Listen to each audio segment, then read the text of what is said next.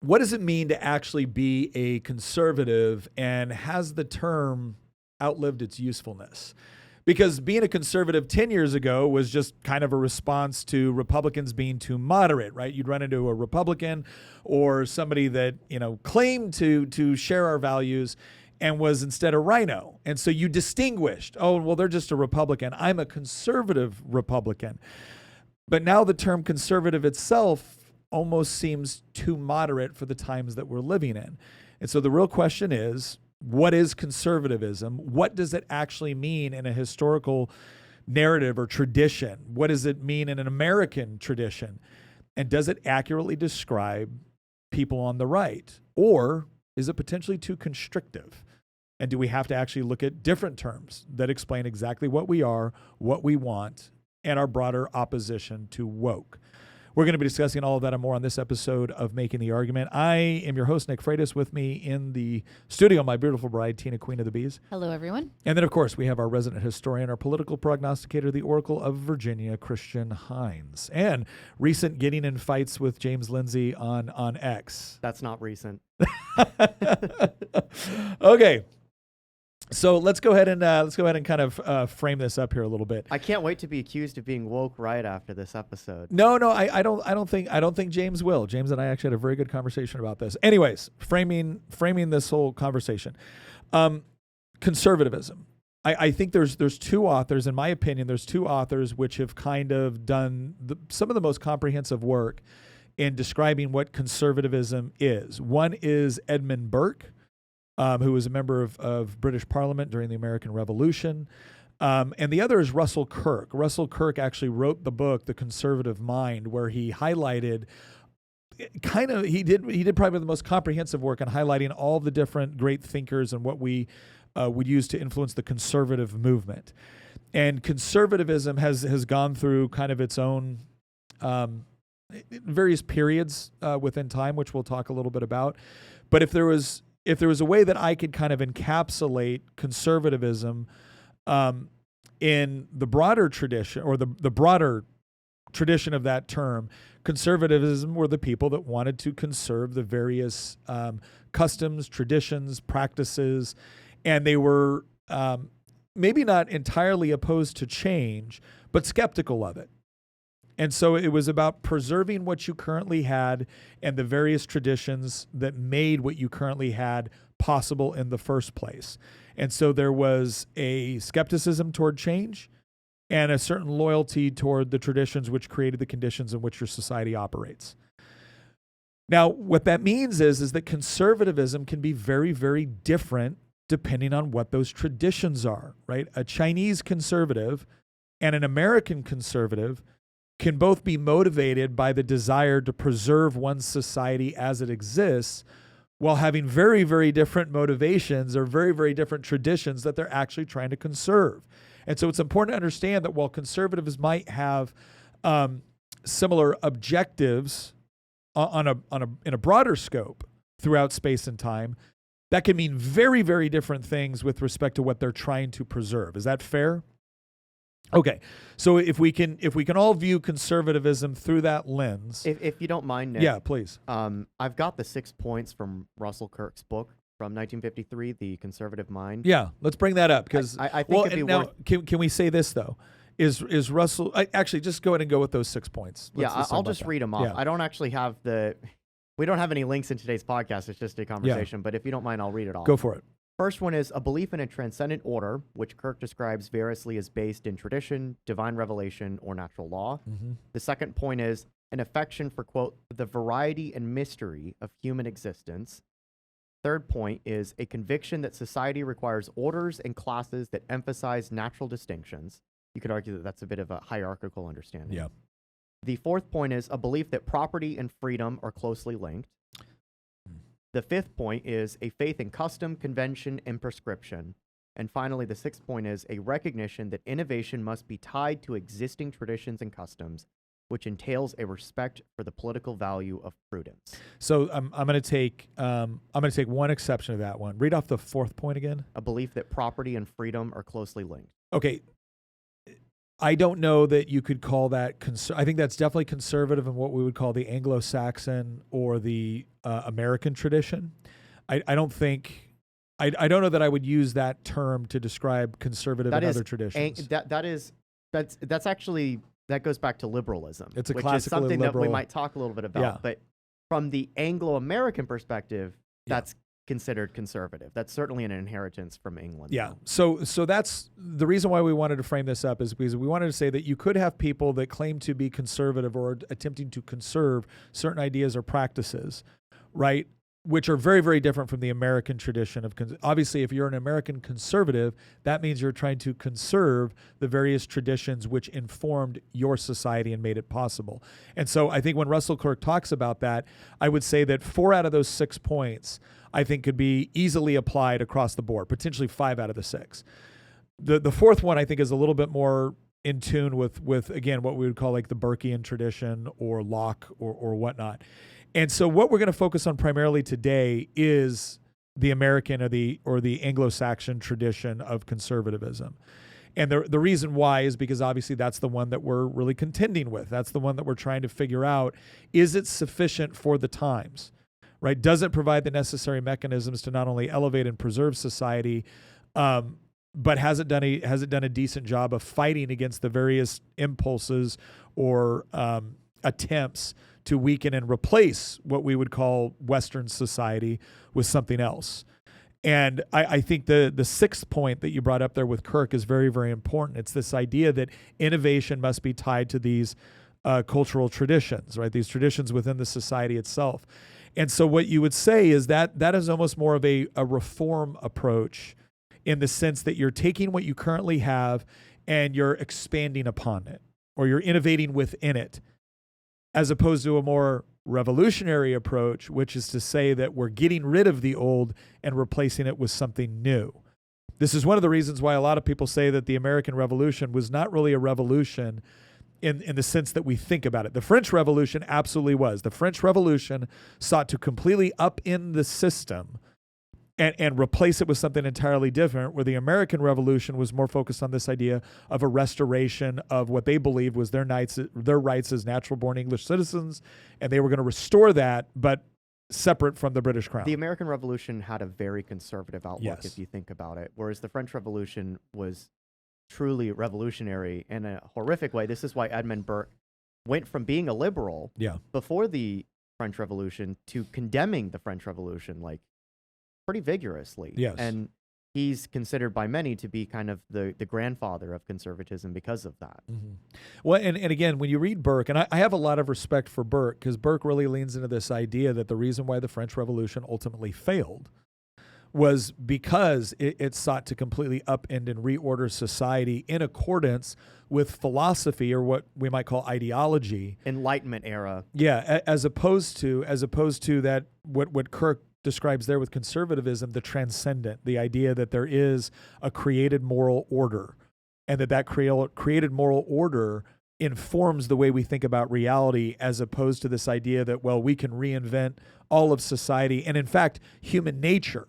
That's, I think, one of the biggest distinctions between the conservative tradition and the liberal tradition. Now, we're going to say one more thing before we dive into looking at the various manifestations of that within the American tradition.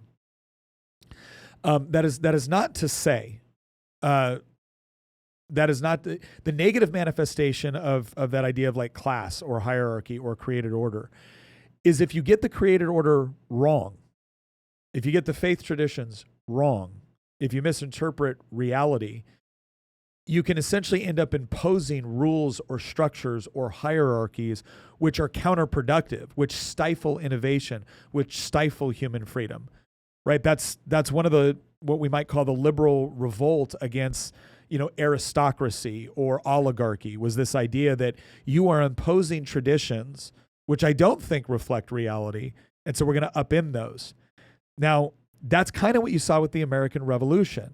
It was this idea of, we believe that all men are created equal and endowed by their Creator with certain unalienable rights.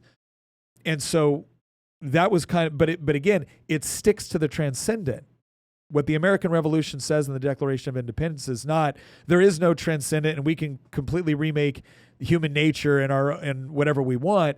It says we believe that you, King George, have essentially manipulated and perverted this sense of natural hierarchy, this sense of, and so now we're reforming, or, we're revolting against that, what we believe is your inappropriate interpretation of a shared principle, right? The French Revolution, the revolutionary mindset is, no, all the principles were wrong and we're replacing them with these ones. So is that a fair? So the reason why I wanted to distinguish that is because you can have inappropriate manifestations of those conservative principles. They can lead you to bad, dangerous, or inappropriate conclusions. Or you can have the positive manifestation, which says, hey, we've kind of gotten it right. We have correctly assessed that there is a transcendent order, that that the world works based off of certain physical rules, that there are certain moral, there's objective moral laws, and there's objective truth. There's that which is and that which is not. It's not just simply about your perspective. And if we create society along those traditions, we can come to the right results more often than not. And this is important because this is when he talks about the innovation. And when we come to the wrong conclusions, we still have a mechanism by coming to the right ones, but it's not by completely throwing off all of our fundamental premise. It's just by adjusting our perspective or taking in new data, new argumentation, and being able to adjust appropriately. Is that fair? I think that there's a few more elements of conservatism, especially in the American tradition, that have really popped up, arguably in the last 50 years or so, that have really kind of defined the modern conservative movement. And maybe this is separate from the past, and I think maybe this actually gets us into the discussion of, is conservatism even relevant anymore? Is it dead? Is it too moderate? Because when I think of conservatism today, I think of like the Reagan-Bush era, primarily, right? I think of Ronald Reagan's presidency. I think of George H.W. Bush. I think of his son, George W. Bush. I think of his brother, Jeb Bush. And obviously, we look at some of those figures, Reagan being the exception, but we look at some of those figures and we're like, well, many of you guys are too moderate, and that's why we came up with the term, in the modern sense, conservative, to separate itself from republicanism. So when I was talking to Hamilton, for example, our good friend Hamilton, not the one who's, yeah, Nick Hamilton. Yeah. When I was talking to Hamilton about this podcast, he brought up something that I think was like really quite profound to me. He was like, when I was younger, he was referring to himself. When I was younger, we used the term conservative to differentiate from just being a Republican. And so it was this idea that I'm a conservative first and a Republican second. And there's a lot of Republicans that aren't conservatives. Yes. And so from our perspective, we would look at potentially somebody like George W. Bush or Jeb Bush and say, you're more of a Republican than a conservative. You have a more moderate streak within you. And so we would identify as conservatives first and then Republicans second. But then he said, I'm getting the feeling now that the term conservative is what the term Republican was 20 years ago. Well, and that's why I would make a big distinction between Reagan and Bush, because I think Reagan and Bush were actually manifestations of that. It's the conservative Republican versus the Republican. And I think Reagan kind of manifested that. Because if you look at how the Republican establishment responded to Reagan when he first came on the scene, he was too radical.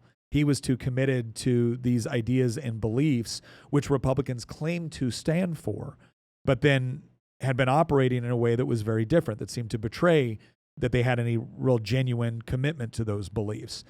And so I don't think of conservative as the Reagan-Bush era.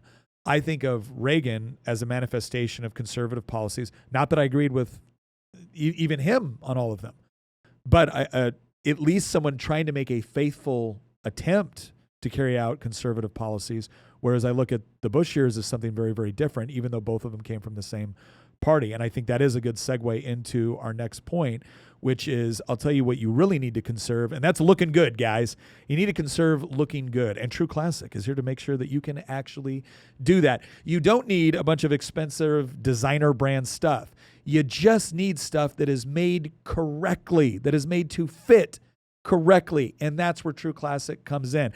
And in fact, if you want to look good, with what you wear. If you want the full spectrum of stuff that you might need, from button-downs to t-shirts to workout gear, all of it, True Classic has it all. It's a veritable one-stop shop. You can go to trueclassic.com/Nick and take a look at everything that they got. Bundling is one of the best ways that you can save money and get all the stuff that you need. Plus, they're now at Target and Costco. That's right. When you go do your grocery run, or when you go pick up the other stuff that you need, you can get True Classic there as well. They have made it incredibly easy for you. But if you want to support the show, trueclassic.com/Nick, go check out what they have. I'm telling you right now, I've been wearing it for years. I absolutely love it. And again, like I always say, my wife was the first one to say, hey, I'd like you to try this out. And she loves it. And let's face it, guys, we're much happier when our wives like what we wear. trueclassic.com/Nick. Go check that out. Okay, so let's get into that. Let's get into the whole idea of kind of the perspectives on this. So you've got what we might call the right-wing perspective on what's going on right now and whether or not conservatism still accurately describes it. And I think this is where we get into some problems between distinctions on what is now being called woke right and conservatism and the classical liberal tradition. Can we just add an asterisk there and be like, there's other terms to describe this beyond woke right? No, that is the point that we're going to make, is because that goes back to the whole issue. There's a whole segment of people out there that are, for example, I have another set of friends. Well, I don't want what I'm saying to be confused. No, I get that. Yeah. This is why I'm saying this caveat here. Yeah. Because I think that I know where you're coming from, Nick. I know exactly where you're coming from. I have a group of friends that work in Republican politics. They're in my same age bracket. We've known each other since we were in college, like in YRs and stuff like that. Yeah. And they told me recently, a couple months ago, that, when I talk to people now, I don't tell them that I'm a conservative. I just tell them I'm on the right. Yeah.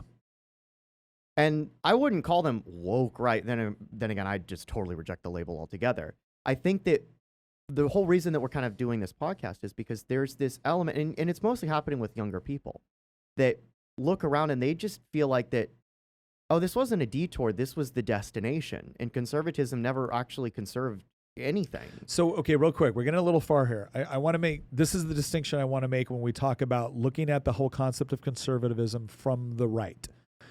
Now, okay, theoretically, you could have people that fall into this category of woke right? And what that means is they essentially take all of the aspects of critical theory and wokeism, but instead of having left-wing objectives, they have right-wing objectives, right? That is what James Lindsay would say. Yeah, and that actually describes a very narrow field of the right?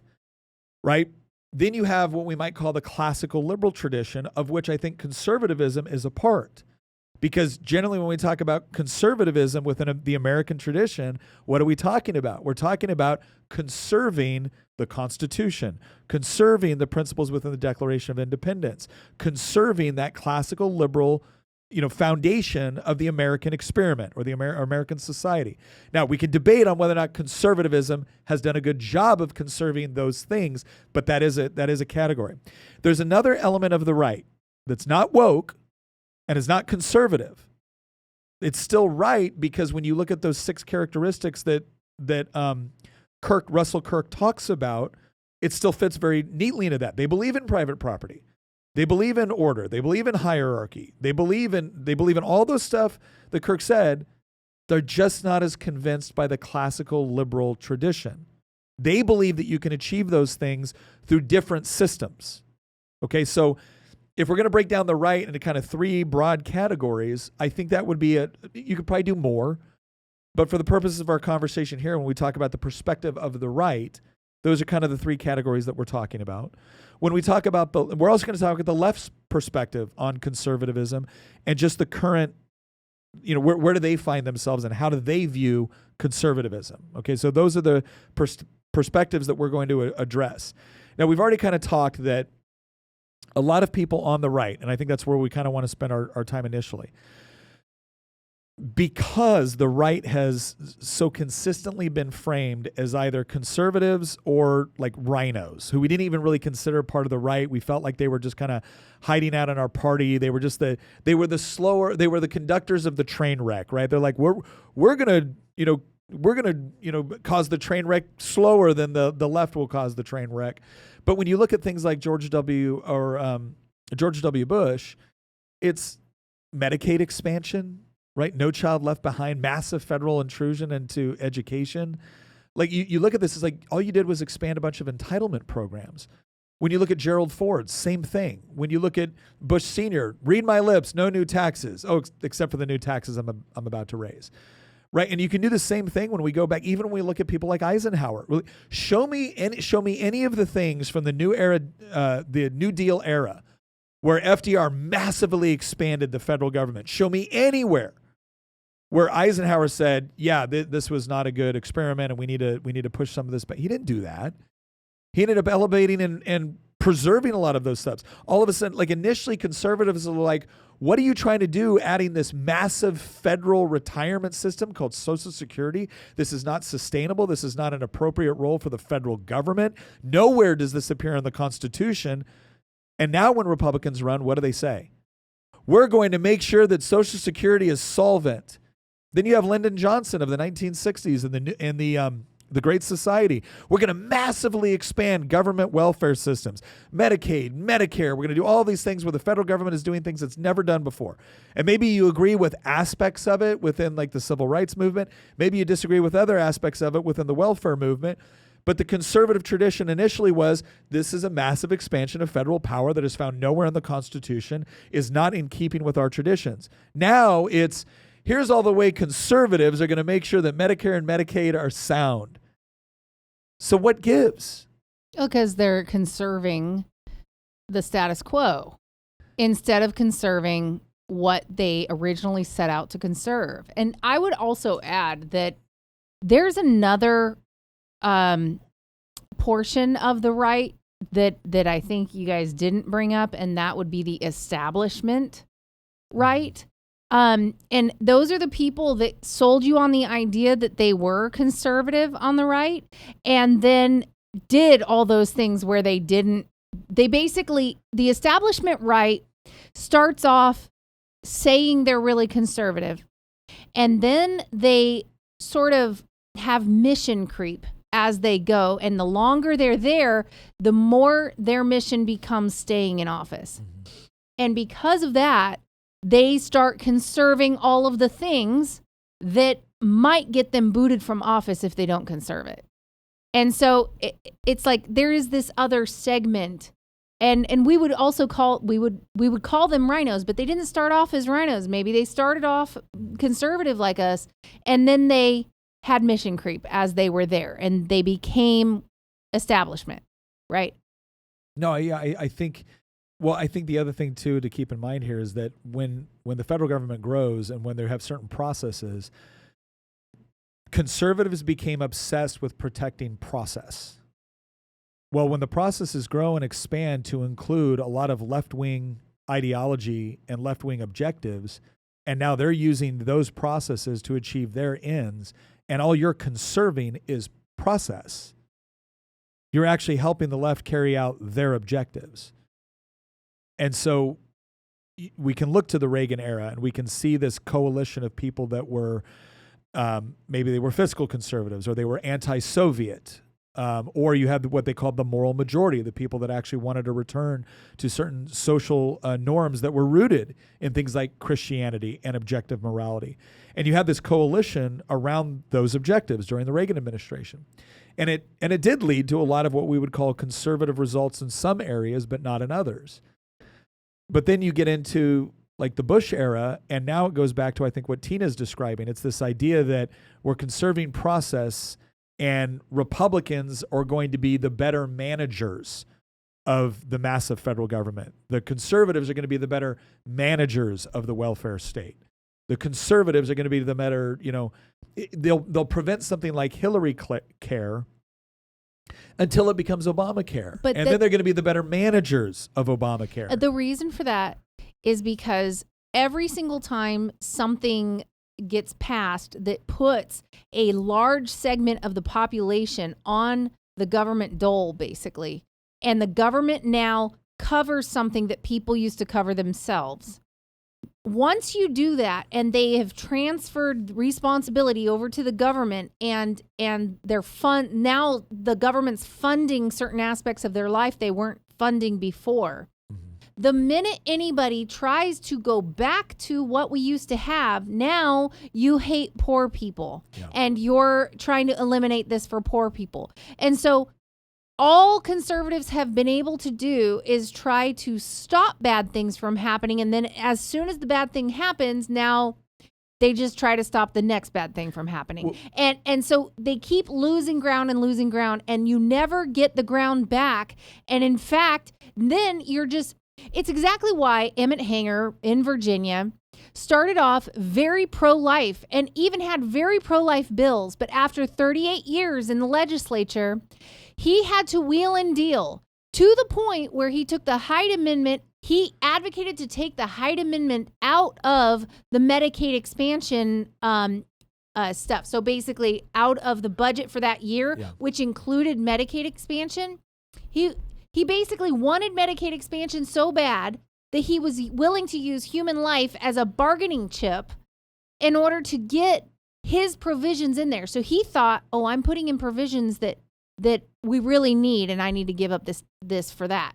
That's what ends up happening to these guys. They're like, well, we already lost this fight, so let's go ahead, because we want this little thing over here, we'll trade them that. Well, I think there's another component of this too. By the way, I agree with basically everything that Tina just said there. For some context for our listeners, Emmett Hanger was a state senator in Virginia for almost 40 years. Between the House of Delegates and between the the House State of Senate. Delegates and the state Senate. And Tina primaried him in 2019. And he deserved the primary. He beat Tina in that election After outspending her 5-1. And he also had a 6-1. bunch of Democrats vote in the Republican primary for him. Yeah. And he had this good old boy network and stuff like that. But the point is that for every state has its own Emmett Hanger at the state legislative level and arguably at the congressional level too. There's these type of Republicans that, they don't actually really stand for anything if you think about it. They will temporarily stand for something, but they won't sit there and fight. They will never identify a hill to die from. They will be like, oh, the enemy's advancing on this hill. We need to pull off the hill and go find another one to defend until they approach that one too. And so they're always perpetually ceding ground. And I think there's another component of this, that the Reagan coalition, in many respects, was never going to last forever if you think about it. I think it was held together by the Soviets. I think it was held together by the Soviets, and I think it was held together by Reagan's emphasis on free markets being the driving force, especially in light of like the stagflation of the 1970s with Jimmy Carter. Because when you think about the Reagan coalition, he had neoconservatives, which ended up becoming they totally backstabbed us if you think about it. They became the Nation Bill. I mean, they're all on board with the Democratic Party at this point, right? The Bill Kristols of the world.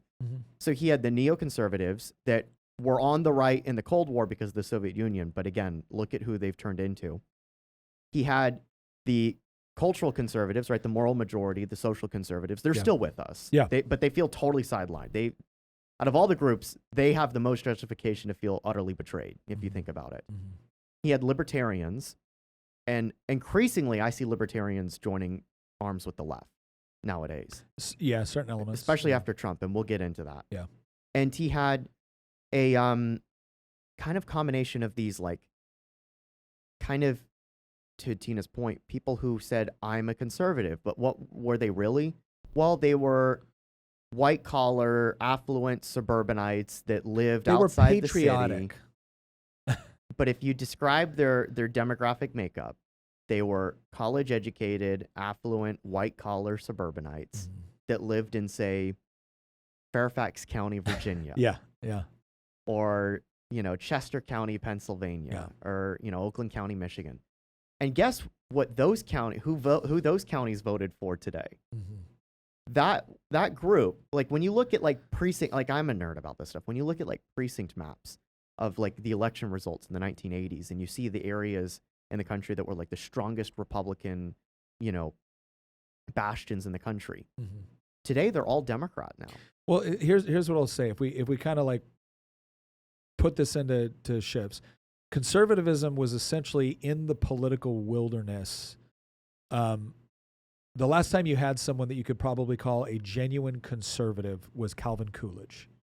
And then they were in the political wilderness, and then Ronald Reagan comes onto the scene. And Ronald Reagan kind of represents this return to like genuine conservative principles. However, never had a Congress that was overwhelmingly, never had a Republican control of Congress. However, you had a lot more Democrats that would have fallen into kind of more of a conservative bent back then as well. Then you have the Bush era, not conservative. It just isn't. And so you have, and then you have Obama, and Obama almost looks as like a complete repudiation of like things that are fundamental to the American psyche, because Obama was very radical in his politics. He presented well in many respects, but if you look at the underlying influence to his politics, very left wing, and that showed in his first 2 years of governing. And then you have the Tea Party backlash. I really think that in many respects, that was the beginning of kind of the wake-up moment for the right, where they started to realize that something has just gone horribly wrong. Well, we're losing this country that we thought was ours this whole time. I think there was a couple of things that happened because, again, no real conservative Republican president since Calvin Coolidge. That doesn't mean we didn't have Republican presidents, right? We had Ford, we had Nixon, we had Eisenhower, no real conservative presidents, right? And then you have Reagan, and Reagan was genuinely conservative. But then what's he followed by? The Soviet Union falls essentially, and he's followed by George Bush and another Bush, right? And then you look at the Republican candidates we're running. It's Mitt Romney, it's John McCain. These are not people that are like conservative at a principled core level. What they are is not the left. They're not the left, right? They're not communists. They're not socialists. They're not the left, right? But they're also not conservative in the Reagan tradition or in the Coolidge tradition or the Buckley tradition or whatever else, right? And so when you get to Obama now, and you have this Tea Party backlash, that is what we would call kind of the conservative movement in more of the Reagan tradition coming back and saying, enough of this. Like we're tired of it. But then what do we see? Okay, we see a backlash in the form of we win Congress back. But what happens to all those conservative members of Congress once they actually take Congress back? Right? It doesn't really manifest itself because Obama's still president. But then we have Trump. And a lot of people in the conservative movement, myself included, I think, Christian, you put yourself in this camp as well. We were very skeptical of Donald Trump because when we saw Donald Trump, we did not see somebody that we thought was conservative. We saw somebody that was a populist. We saw somebody that we thought was now saying things that we might have generally agreed with, but we didn't have any belief that he believed them. Right? This was just, yes, it was different from the Bush era politics. Yes, it was different from the Rhino Republicans, but I had zero confidence. I voted for him because the alternative was Hillary Clinton. But I had zero confidence that Donald Trump was actually going to be committed to these things. I thought he's going to get in office and, okay, he's going to be for tax cuts. But other than that, forget everything else. He's going to do what he needs to do, get things, and we're just going to get a different brand of Rhino Republicanism, but at least it isn't Hillary Clinton. That was my mindset going into the first Trump term. And then I started to believe that, okay, actually, Trump kind of seems serious about this stuff. I'm not thrilled about everything, but he seems serious about it. But once again, what did he get stopped by? He gets stopped by establishment Republicans because he had control of Congress for the first 2 years in his first term. And his cabinet members, the speaker, the Senate majority leader, everybody was doing their level best to slow roll everything he was doing. We actually had a chance to get rid of Obamacare. And who was the guy that stopped it in the Senate? John McCain. John McCain, our previous Republican candidate for president. The guy who voted to get rid of Obamacare. But all of a sudden, when we actually had the power to do it, nope, it's a Republican senator that shuts it down. And so once again, we're right back to it. But now here's the difference. Whether it was Pat Ryan, former Speaker of the House, and one of the leaders of the Young Guns, Paul Ryan, Whether it was, John McCain, it was all of these guys who would claim to be conservatives who now have, this is important, who now have control of the House, control of the Senate, and with a president that we've all brought in. This is not George W. Bush. We've brought in a president that has promised us to drain the swamp, to do genuinely conservative things. And who stands in his way? All the people who called themselves conservatives. Yep. I think that part of the reason that Trump came along in the first place is because the Republican Party was kind of asking the wrong questions for at least a decade, arguably 2 decades, before Trump came along. When I was building the outline for this podcast, it kind of hit me that, like, when I look at the Tea Party, it was still tied to a mindset that was kind of addicted to losing. I don't think that the Tea Party viewed Barack Obama as a metaphysical or existential threat. I think that they viewed him as, he's got really bad policies, right? We need to repeal Obamacare. We need to audit the Fed. We need to. How many Tea Party rallies did you go to? Think about it this way. Remember the prophesized libertarian moment that seemed like it was going to come along? There was this idea that, like, well, Ron Paul walked for Rand Paul to run. Yeah. And Ron Paul teed up things in 2008 and 2012, and then Rand's going to be the nominee in 2016, and the Republican Party is going to become this libertarian party. And look at it today. The libertarian moment, I think, blew itself up because it ran headfirst into reality, in large part because I think the libertarian mindset is obsessed about process and procedure. It's obsessed about individualism. It's obsessed about utilitarianism. But we're not in a political environment where those are the things that matter. We're in an environment right now where metaphysics matter, where truth matters, where existential questions matter, where old messy questions that we kind of thought were settled are actually coming back again. Well, and I don't think that the Tea Party or that the libertarian wing of the party in the Obama era that was, right, Tea and Tea Party stood for taxed enough already. Yeah. The problems are not just the tax rates. The problem is not even Obamacare. The problem is progressivism. Well, okay, can I also say the Tea Party movement, while it did usher some things in, there was something very clownish about the Tea Party movement. I mean, everybody dressing up and looking as ridiculous as they possibly can, sort of like we're walking around with the tricorner hats pantomiming certain things. Like, it was just a little, it was like, no, like, do you want to be serious or not? I mean, I get that we have certain things that make sense for this. Okay, I get the whole Tea Party situation, but there was like a little bit of a LARPing element to it that I feel like caused. See, I don't have an issue with that because the greatest men in history LARPed as other great men in history. Like, when I look at George Washington would have never gone to a parade dressed up as, I don't know, friggin' John Locke or Charlemagne, right? Like, it's like George. I heard somebody said this there's once. Sort of a costume party aspect to it that just felt extremely unserious. I don't disagree that ended up being kind of an element of the Tea Party, but I will say part of what that was is that you also had conditions during the Tea Party where the left still controlled pretty much every aspect of the media, and as social media was becoming more prominent, it was still exclusively in the hands of the left, and they were better at using it then. I think what happened, and I think the reason why we're in this period of conservatism right now, or not a conservatism, I think we're in a period right now where you have elements of the right that are rejecting conservatism, is in part because the brand was damaged by so many people that utilized it that weren't conservative, and by some people that used the brand but either failed or looked like clowns. Now, I'm not accusing everyone in the Tea Party of looking like a clown. That's not the argument I'm making at all. We were Tea Party Republicans. Oh, yeah, absolutely.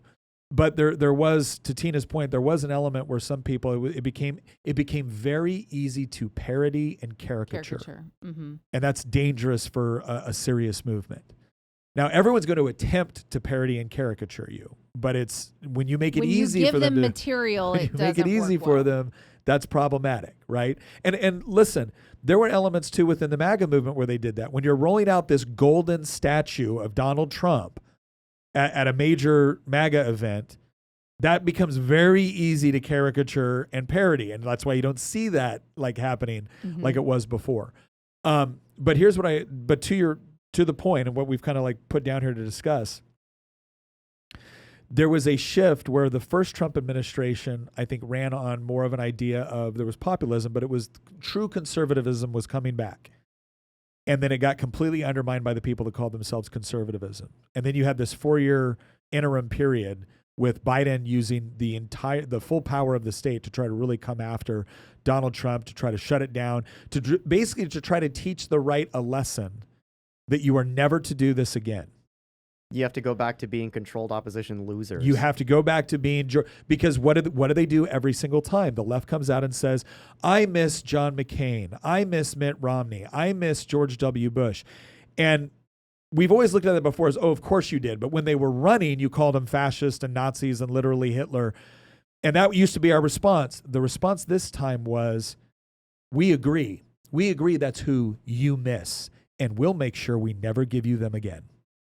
And if they called themselves conservatives, then we're something else. And that's where we find ourselves right now. I really do think on that, the right, like 2020 was a revelation moment for a lot of people on the right, where they just kind of realized, again, it goes back to what I was saying kind of at the start of this conversation. There was this realization among some people on the right, particularly younger people, that this was not a detour, this was the destination. It's like the whole, if the rule you followed brought, J.D. Vance of all people said this about a year ago, maybe a year and a half ago, before the 2024 election, when he was still a U.S. Senator from Ohio. There's this clip of him speaking at a conference with other conservatives. Yeah. And he's hearkening back to the Reagan era and everything after the Reagan era. So from the 80s to the moment when he was speaking. And he said, you know, at some point we have to ask ourselves if the rules that we have followed have led us to this point of what use is the rule.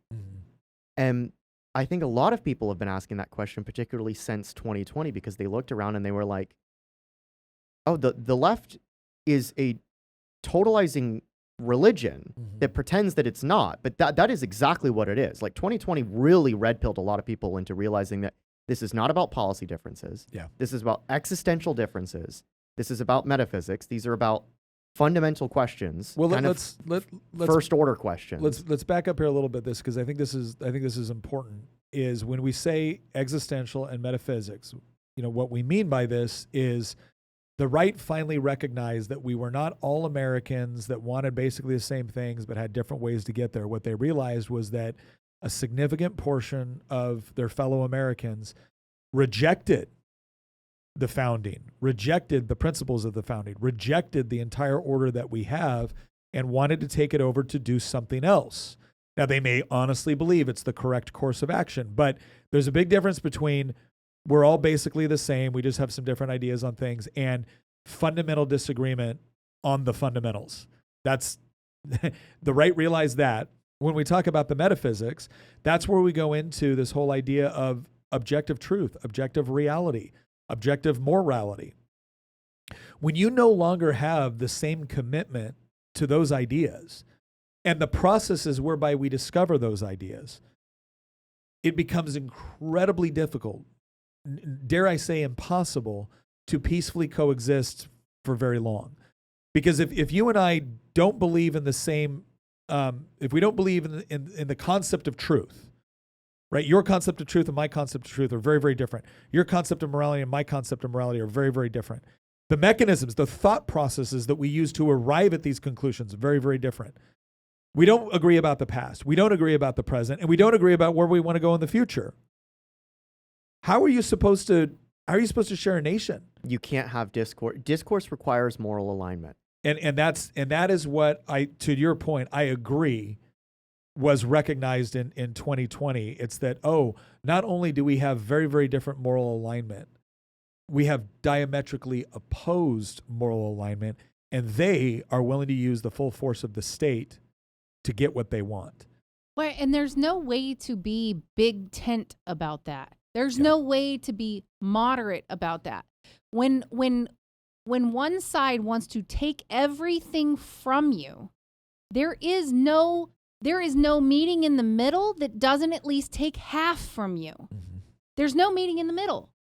Well, And- it's the argument that those who want to be left alone will continually lose to those people who want to control. Absolutely. And the left, anybody from the left watching this will be like, well, that's ridiculous. We don't want to take everything from you. We don't want to control everything. Here's what we mean by that. We don't mean that you literally want to come in and like operate us as slaves. But you absolutely do want to control the economy. You do want to control the distribution of resources. You do want to control what can be said on places like social media. And you do want to control my child's education, and you do want me to have very, very little say in that process unless I agree with you. You don't get to tell me you don't want those things, because every time you have power, you try to achieve those things. So in 2020 is what demonstrated that to us. When some of us were saying this prior to 2020, people looked at us and like, Nick, I think you're being a little bit hyperbolic. I think you're being a little bit extreme here. After 2020, they're like, you're not extreme enough, Nick. That's what happened. Absolutely. And it's really interesting because just depending on which side you fell on when the pandemic hit, people just rolled off to either side, and there was no more middle ground. Very there little. just was none.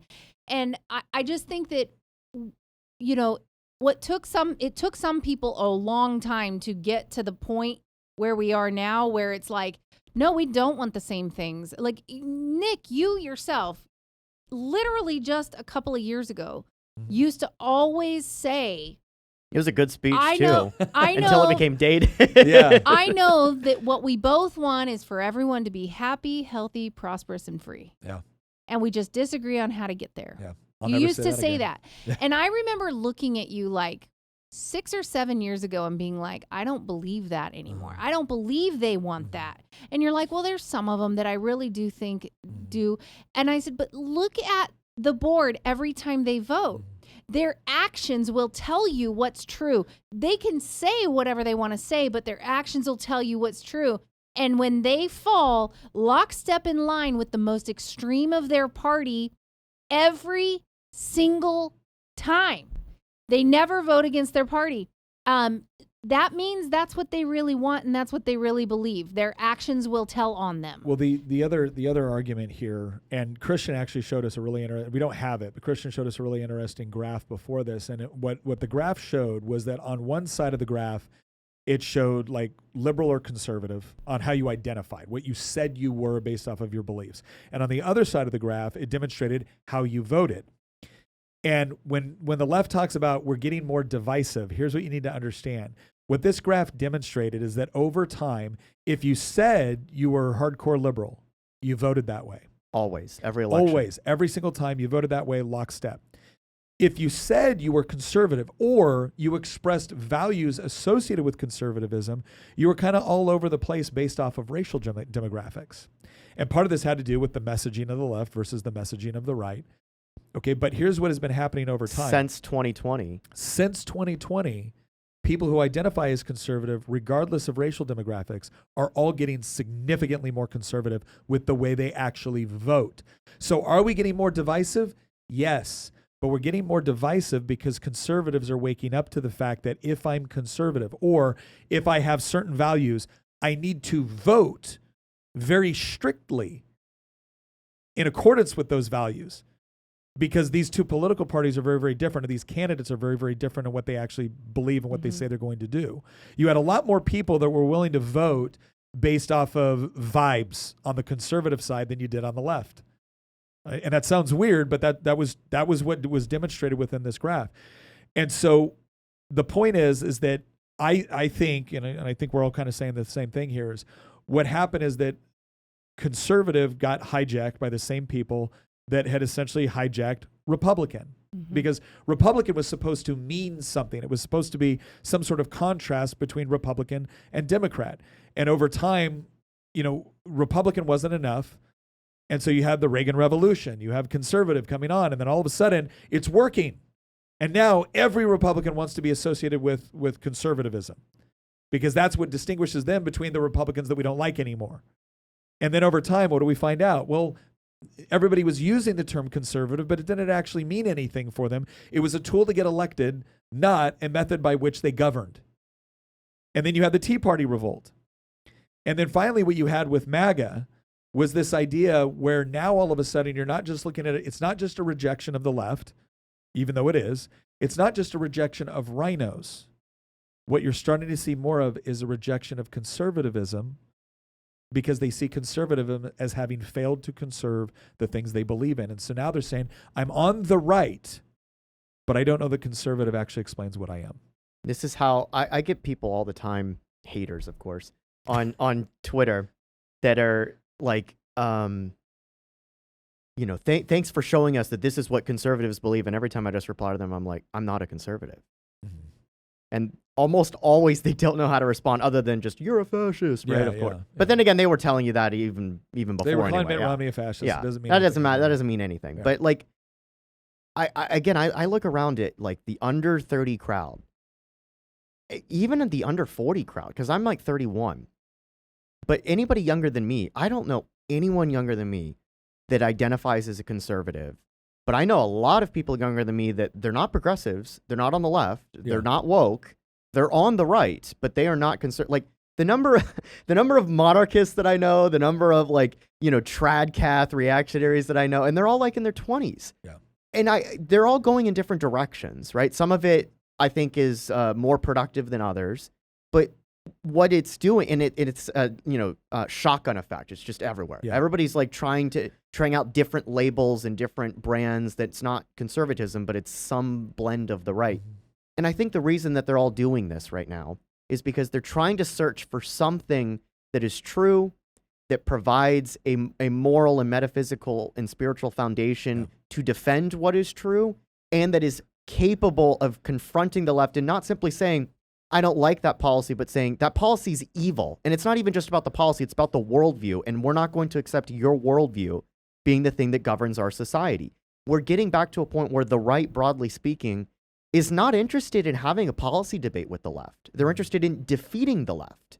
And that's again, a huge shift from when I first got into politics. Can I say one thing about this? Is I do think that one of the things that has played into this is that information used to be very curated. Yes.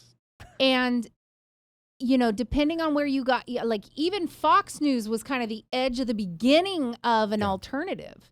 And it used to be that just everything filtered through one side, and this was the news, like you were saying before. And over time, people now, like they'll tell you, like, what did the internet tell you that? Did you learn that on Twitter? Did you learn that on TikTok? But here's the thing.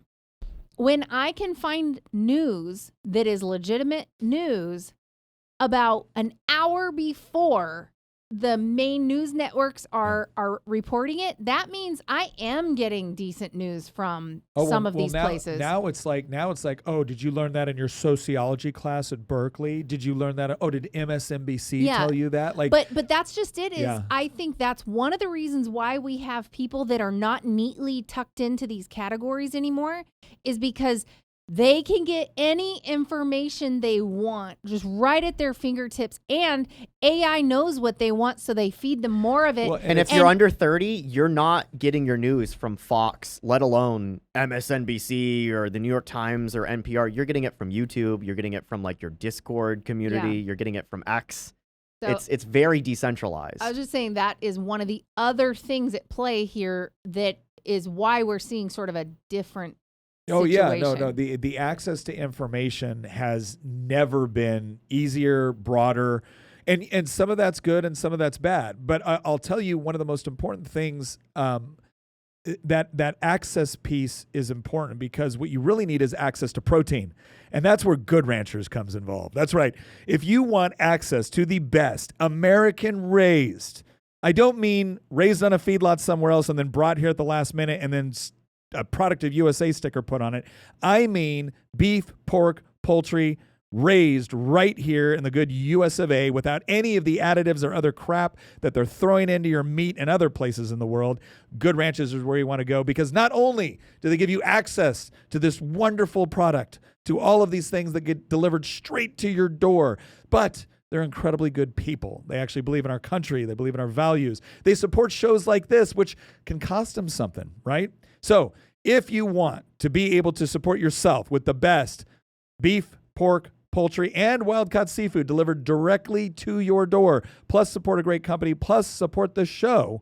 Go to goodranchers.com. Use my exclusive code Nick, because not only are you going to get all of that, but if you sign up for one of the subscriptions, you're going to get free meat with each order. They give you free meat on top of the order of excellent meat that they're already sending you.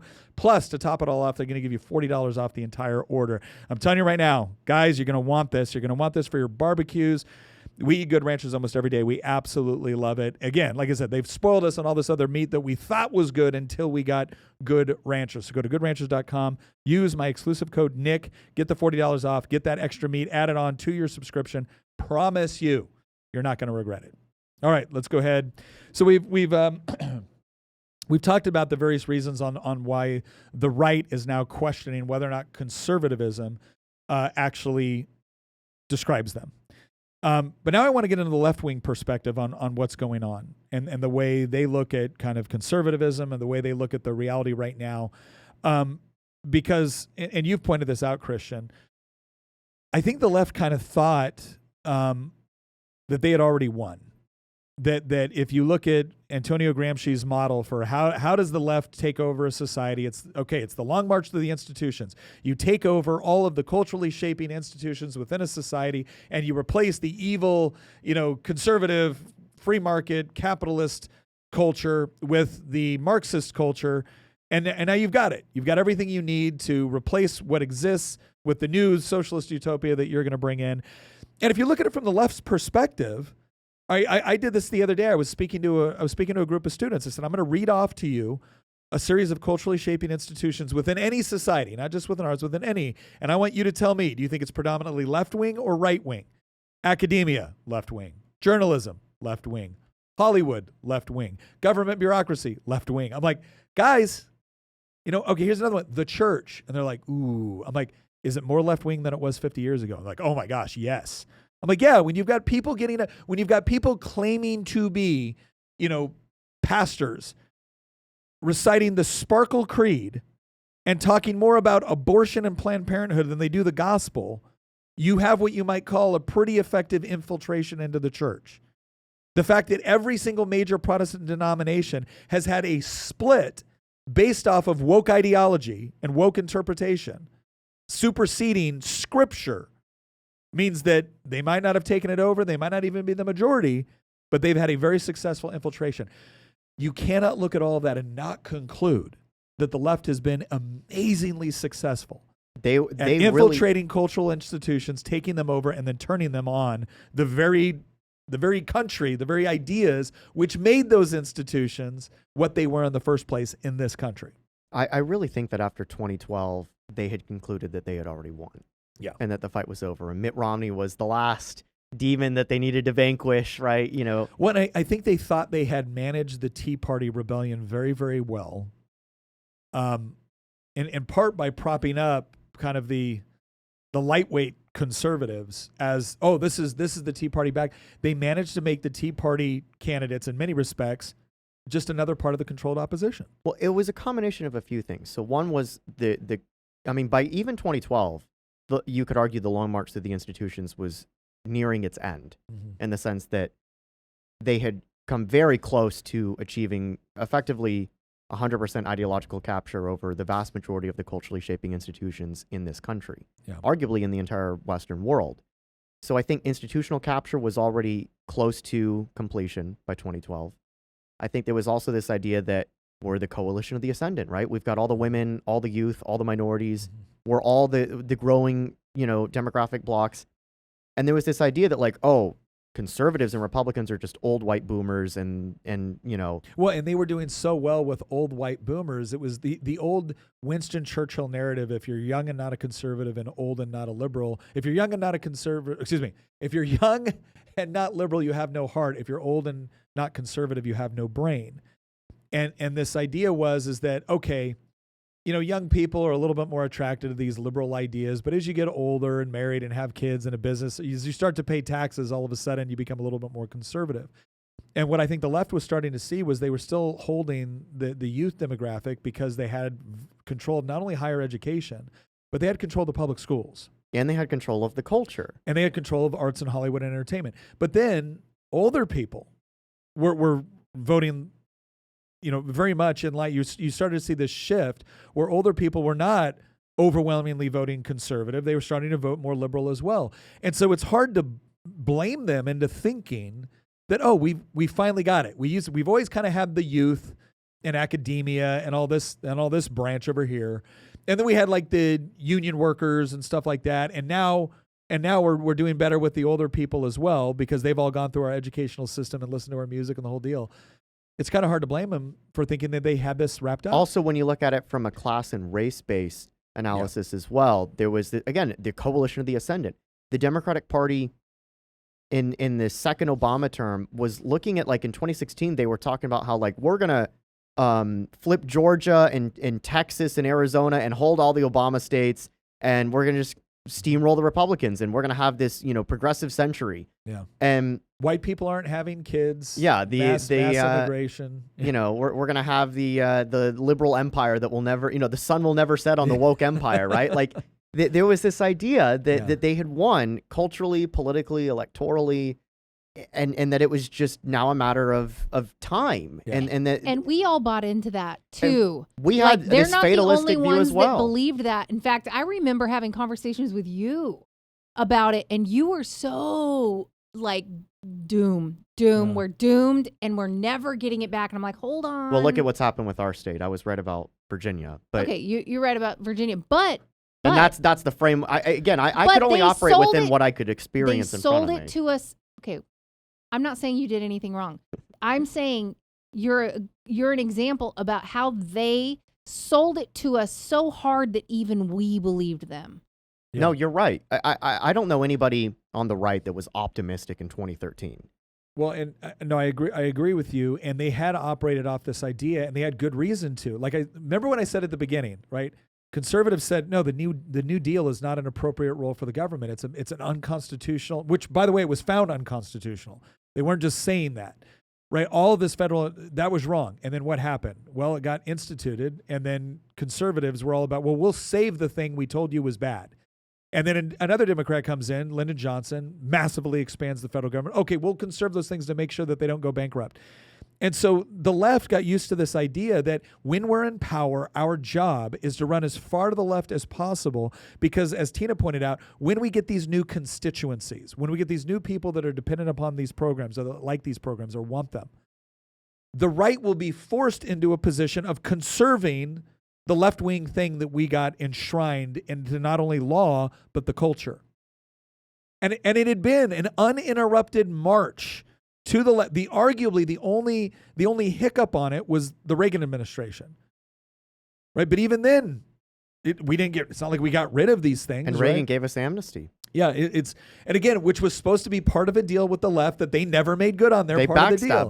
They backstabbed us on the deal. So the point is that the left had it was logical, right? If history, is any indication of the future, why wouldn't they believe this way? And I've seen it firsthand. I have watched in the state legislature as we fought tooth and nail against the expansion of federal power, expansion of things like Obamacare.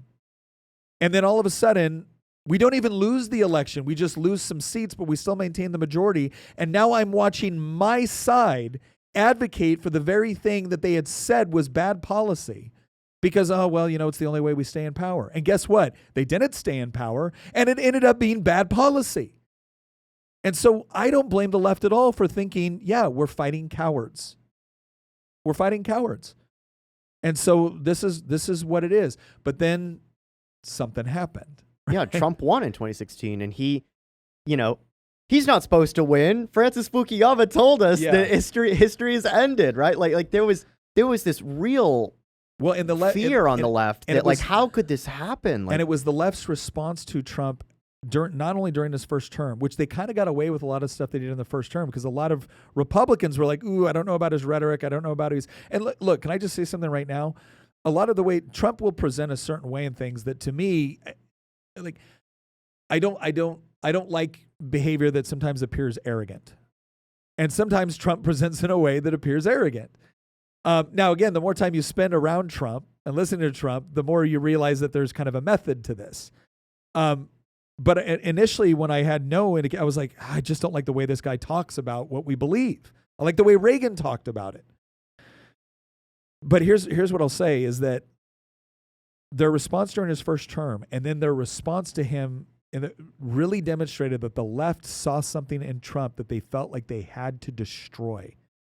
And they revealed things about themselves that, again, woke people up. It was not just COVID. It was their response to Trump. And it was a lot of people on the so-called right that said, well, Trump's not a true conservative. And the right said, okay, what is he? Because that's what I want to be.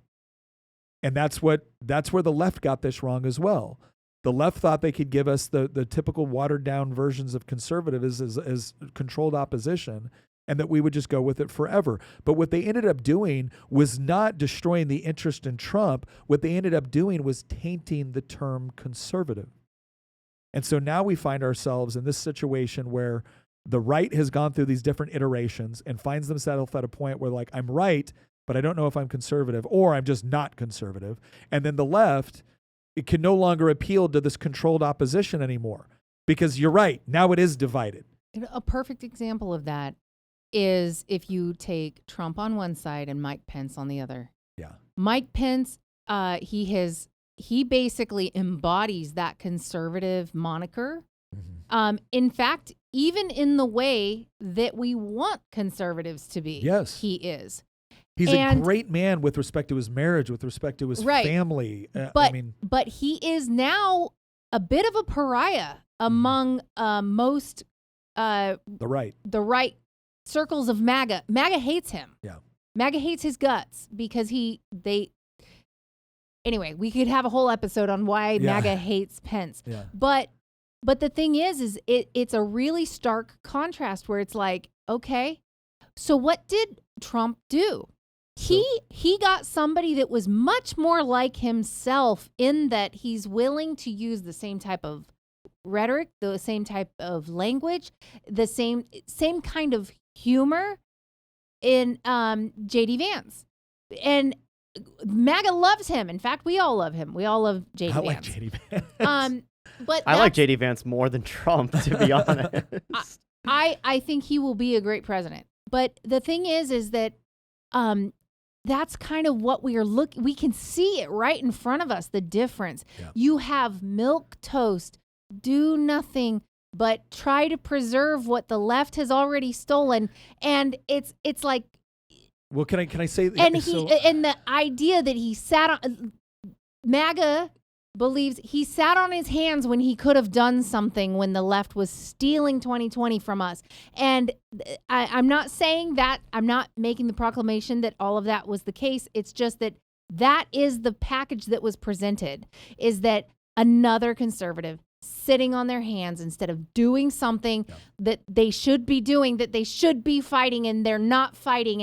And I feel like conservatives are like men in suits and ties that never get their hands dirty and are never that are close enough to the fight but never get any blood on them. Yeah, not close enough to get blood on them. And that is kind of the image we have of conservatives now, whereas it used to be we all wore that, like, I'm a real Republican, I'm a conservative Republican. That told you that we are really to the right.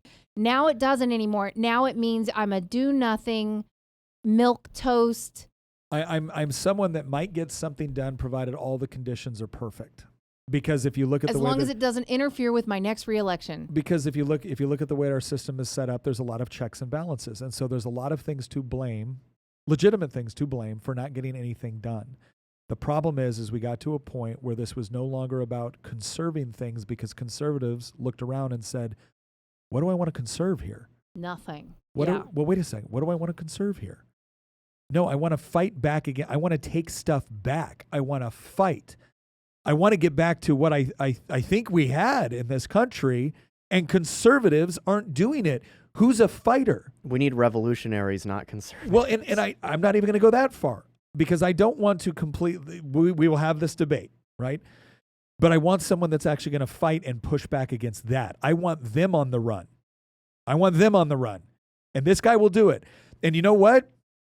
This is the part too that was frustrating and confusing to so many of us. I said this once to somebody when Trump first came on the scene, and I had a guy that I really, really respected who said he was going to support Trump. And I remember looking at him going, you told me that what it meant to be a good American was to be brave and honorable and to treat your wife, to be married to one woman, right? And to treat your wife with respect. And to conduct myself with honor and dignity and to fight and to preserve these systems and to do these things. And now you're going to go with Trump, the guy who, they're talking about sleeping with a porn star on his third wife, cheating on his third wife. While she was pregnant? You're going to do, this is the guy you're now offering me is supposed to be the standard bearer for what I want. And they're like, well, Nick, what about David? I'm like, David at least acknowledged God. Right? Has this guy really done it? David at least acknowledged when he did the wrong thing. It was the wrong thing. This guy doesn't seem to think he needs forgiveness. And a couple of things happened. One, Trump did develop. Trump is not the same Trump that he was in 2016. He's certainly not the same Trump that he was in 2008. He's certainly the same Trump he was in 1996. So that's part of it. The other thing that happened, though, was that the existential reality, the reality that we're not fighting against fellow countrymen that have a slightly different interpretation of what we want. We're fighting against something where if we don't win, everything that we believe in is gone. That idea, that mindset set in. And that's after why 2020. And this kind of leads us into this, what we're going to talk about now, which is we've gone through the right's perspective, the different iterations, the left's perspective, and now we're going to kind of throw in our own analysis at this. And to tee that off, I want to bring up another person, that's Francis Fukuyama. And the reason why this is so important is because he wrote the book, The End of History. Right after the Cold War ended. Right after the Cold War, he wrote the book, The End of History. And here's what needs to be understood is that there was classical liberalism had been on the ascendancy. Now, there was kind of various ideas that came out of classical liberalism. One of them was the whole idea of the liberal democracy with like free market economics. Another idea was communism. Now you think, wait a second, Nick, those things are like diametrically, yes, but they both came out of classical liberal traditions, right? And then you could argue that what fascism was a response to communism. That doesn't mean it embraced liberal democracy and free market economics. It did not, but it was still a response to communism. It was a reaction to communism. It was a reaction to communism. And then what did we have within the 20th century? We had this huge battle where fascism was defeated in 1944, communism was defeated essentially in the late 80s, early 90s. Fascism was defeated in 1945. 45. And so what was left? Well, what was it's left liberalism. Was classical liberalism. Well, and classical liberalism in the sense of more of what we might call the American tradition. Free market economics, liberal democracies, constitutional government, rules-based international order. This was the new way that we were going to run things. And again, I can see where he was coming from. It seemed like these ideas were so ascendant and so powerful that the idea that we were going to return to the old era of monarchies, right, or the old era of emperors or whatever else it was, that just seemed foolish. Or that the Soviet Union would come back. Or the communism would be on the rise. All of it just seemed foolish. Of course, kind of the American and Western European tradition of these things, of course, that's what was on the ascendancy. And now it was purely a question of when other countries, civilizations, traditions would essentially adopt it and move on from there. And I think a lot of conservatives bought into that. Of course they did. mindset. This is why when you saw invasions into Afghanistan, and I made these arguments back then, that, well, of course, when we liberate these countries from the tyrannical dictatorships they've been living under, and we demonstrate the benefits of property rights and free market economics and Western liberal democracy, well, of course, over time, they're going to adopt these things as well, because who wouldn't want the wealth, security, and prosperity that clearly they all want it. They're immigrating here. Clearly they all want it. They're coming to these. Nobody from the West is immigrating to Iran. But you do have people trying to get to the West. So clearly we've demonstrated that ours is the superior model. And what we learned was, there's two ways that we've learned this. One, through extensive nation building in places like Afghanistan and Iraq, where we learned that, oh no, they don't want it. The Afghan especially don't want it. They don't care. They're not impressed by the things that we think they should be impressed by. What does that show? It shows a diametrically opposed worldview. But you could look at that and you could say, okay, well, that's one manifestation of it. You want to know the most perfect manifestation of why Francis Fukuyama was incorrect and that we're not at the end of history and that we are still going to fight over what people want. It's not when the West goes somewhere else and attempts to set up parliamentary democracies in places that don't want it. It's when people from those countries come to the West, presumably because they want what we have, and fundamentally try to alter it. That's how you know. They don't become liberals when they move. Don't become liberal. It's one thing to say, well, of course they don't become liberals when you invade. They don't become liberals when they invade. So we're going to have to come to the conclusion here that it turns out humanity and culture and a sense of identity, meaning, and purpose and community is just a little bit more complex than the classical liberal tradition assumed it would be. Now, that's not to say that classical liberalism is entirely incorrect. It would be a mistake to measure classical liberalism purely by its negative manifestations, just like it would be a mistake to look at other traditions and judge them purely by their negative manifestations. But there can be no question that this idea that, oh, we've all figured it out, and now it's just about educating others to figure it out. And here's my final point before we get into this analysis. Because it's not just the people that are coming here and now setting up their own communities. The people that were born and lived here have now been convinced to once again yearn for what we thought we defeated in the 20th century. So clearly there's something a little bit more complex within human nature and and just human psychology than what we gave it credit for. It turns out we're not just Homo economicus. It's not just something where, oh, well, look, I've given you peace and security and prosperity at a degree that the vast majority of human history would have looked at as the most opulent lifestyle imaginable. Living as a poor person in the United States, you have access to luxuries and conveniences that kings and emperors could not have even imagined 100 years ago. And yet, you're yearning for ideologies we thought we defeated in the 20th century. Why? Because amidst all your prosperity, amidst all your security, you don't have a sense of identity, you don't have a sense of meaning, and you don't have a sense of purpose. And you are now looking for something that will give you that. And the question is, does classical liberalism actually provide for it? And this is the part where we get into our own analysis, and I'm sure it will be a bit of a debate. So I think it's failed. I just like, it's difficult to say because when I was younger, and Nick knows this because we've just known each other for so long, I bought into Fukuyama's theory as well when I was younger, right? When I was in my libertarian phase, at the end of high school going into college, I totally bought into it. That's why I was a libertarian. I was like, oh, free markets, everybody needs that. Everybody needs rule of law. Everybody needs to live under the American Constitution. And if we do that, even the people right now that are arguing against us, even these Democrats, like once we show them the benefits of liberty and free markets and the Constitution and the Bill of Rights and everything, they'll become like us. I was thinking this with other Democrats, let alone with other people around the world. Yeah. And what I ended up learning over the course of, a 10-year period or so was that no, other people don't want the same thing that I want. And they actually want something very different than what I want.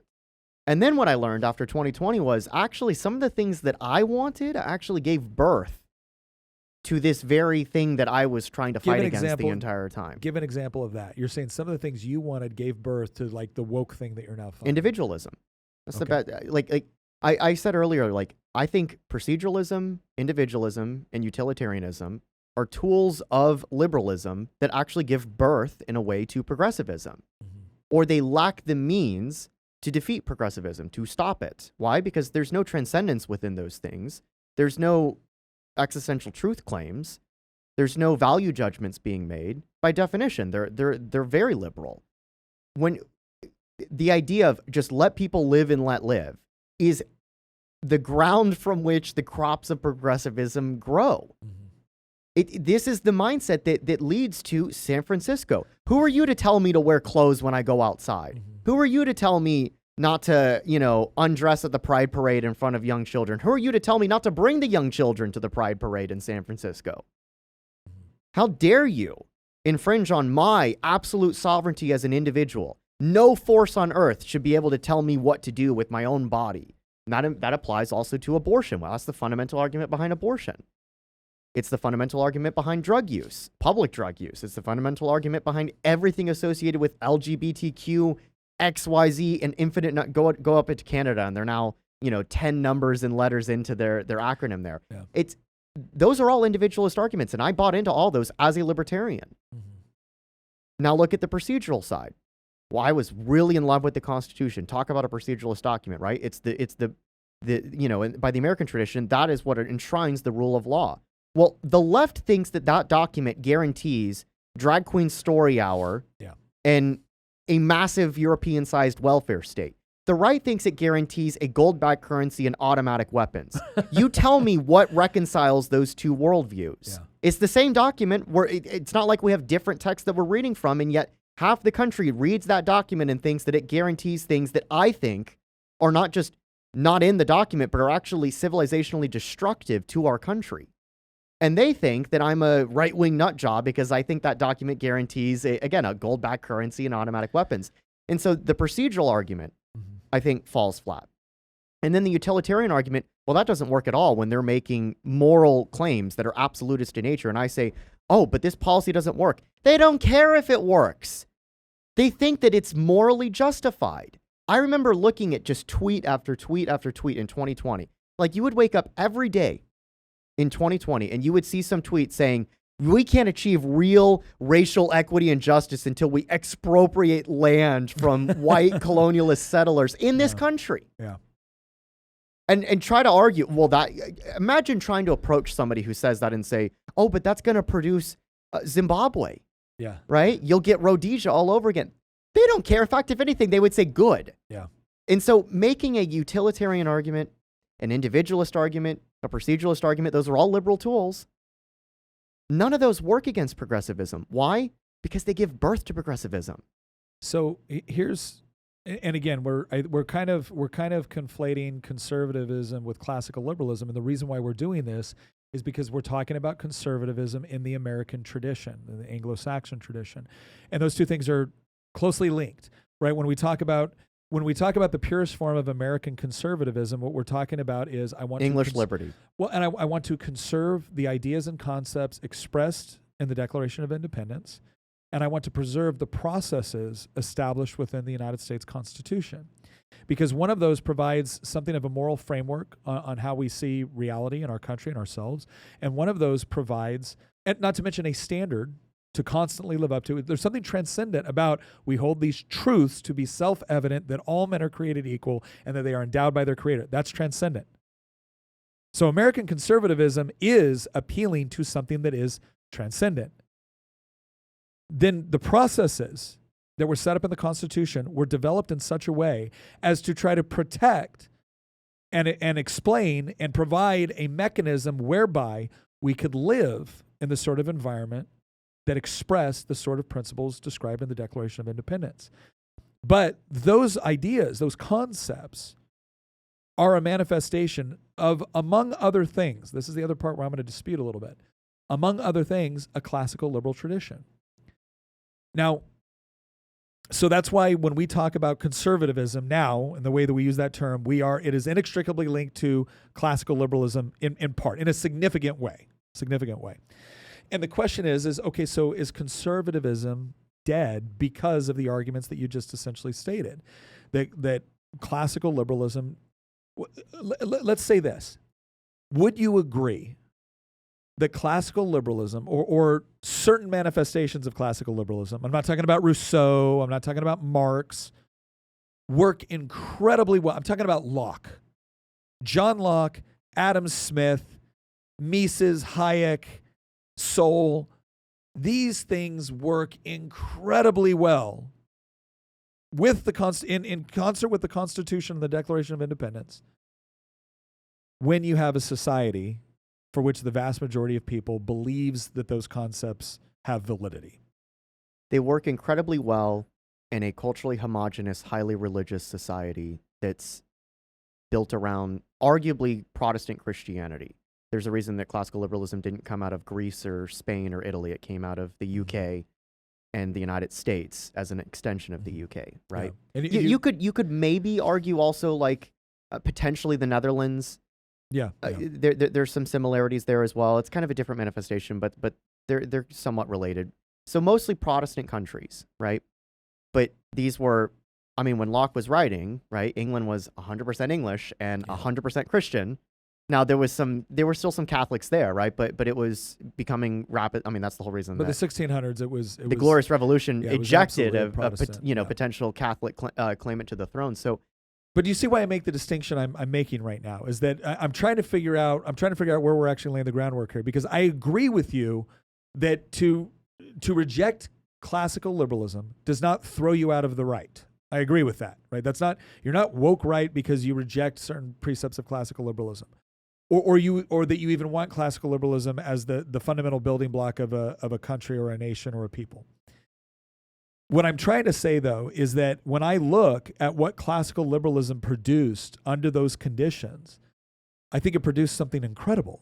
Yeah, it conquered the world. But again, where I'm agreeing with you is that there were certain necessary preconditions to allow classical liberalism to manifest itself in a positive way as opposed to a negative way. Is that fair? I agree with you, but the part where we potentially might disagree, or and it carries with it potentially some dark implications, is I do not think that it can preserve itself, in large part because the classical liberal foundation the classical liberal framework requires a foundation that classical liberalism does not produce itself, and over a long enough period of time cannot even sustain. So the argument there, and this is where I think we could actually reach some agreement. Yeah, I think you're making excellent points there, is that while it's a fantastic, it basically has a shelf life. It is perishable. It's perishable. I think perishable is a good way to put it rather than shelf life. Shelf life assumes that it has to. Here's what I would push it cannot maintain the Christian Anglo culture. One can sustain the other cannot sustain it. It the requires Anglo an environment culture, it can't create for itself. Yeah. The Anglo tradition goes all the way back to the middle. It goes all the way back to the Roman abandonment of Britannia, right? Yeah. I was telling you about this a few days ago. Tacitus, the Roman historian, talks about the cultural differences between the Romans and the Germans. He wrote this book about Germania during the Roman Empire.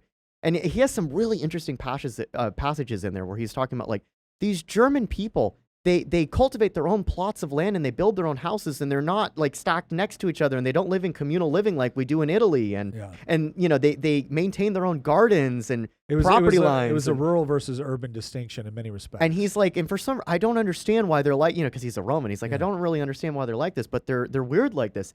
And what's interesting is you look at it today and you're like, he's almost describing like the American single-family home. Yeah, individualism. And why does this not exist? He's actually describing more like a homestead. But yeah. And what you know from history is there's a reason we call them the Anglo-Saxons. Yeah. Because a lot of those German tribes ended up going to England. Mm-hmm. But this is where you get the term England from. England comes from the Angles, which is a Germanic tribe. Yeah. And so after the fall of the Roman Empire, you have this intermingling between the Brits that the Romans had left and the Angles and the Saxons, and so, I mean, these are all Germanic tribes. And then over time we also have the inclusion of the Normans, and obviously you have the Scandinavians. Yes, but the point that I'm trying to get across is you can go back arguably 1,500 years to find the beginning of the Anglo-Saxon tradition that the United States draws from. Yes, and that arguably was quite liberal. I don't have the explanation for why. I just think there's something unique to that group of people in the same way that the Japanese are very what we would call collectivistic. Yeah, but they don't view it as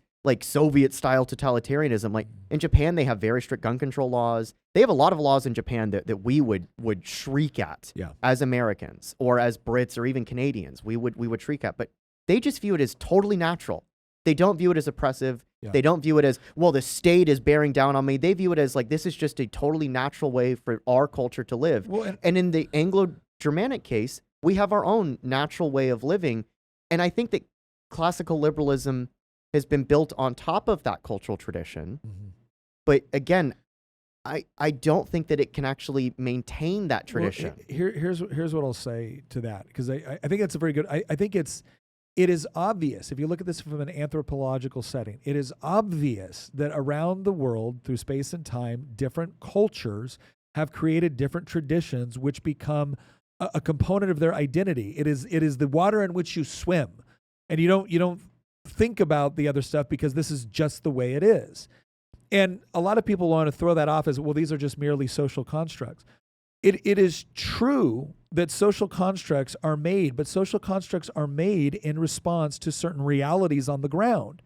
And certain social constructs are good and certain ones are bad. Certain social constructs are good for a time and then become obsolete.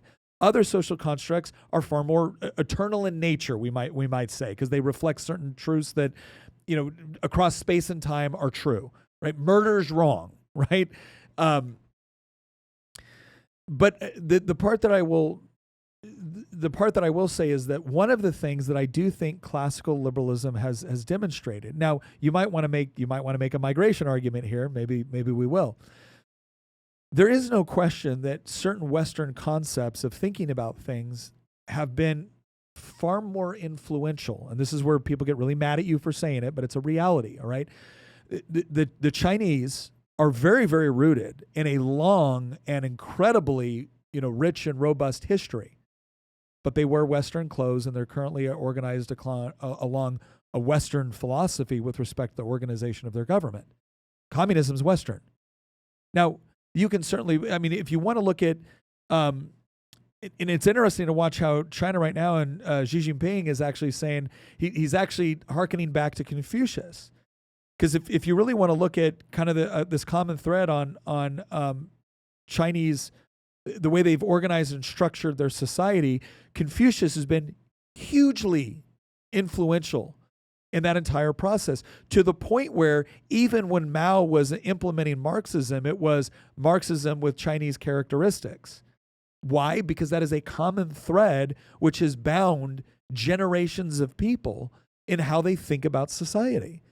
And it's not just how they think about their government. It's how they think about the roles of men, of women, husbands, wives, fathers, mothers, grandparents, all of it. If you look at the CCP, it sounds crazy considering their name and their history, but the CCP is increasingly becoming a nationalist party. Yeah. In China, going back to what you were just saying about they're now hearkening back to things. Even though communism is supposed to be focused on the international, they've movement. rejected that at this point. Well, and that's the part where, again, I think there's something to be said. Carl Benjamin says this in perhaps the most, Sargon of Akkad says it in perhaps the most, shocking way, where he goes, classical liberalism is England's Sharia law. And people are like, it's so different than Sharia law. His point, he's not making a direct comparison between the implementation of Sharia law and the implementation of classical liberal traditions. What he's saying is that Sharia is baked into Islamic culture. You will not find, they're inseparable. You will not find an Islamic country that doesn't at least pay some sort of homage to Sharia law.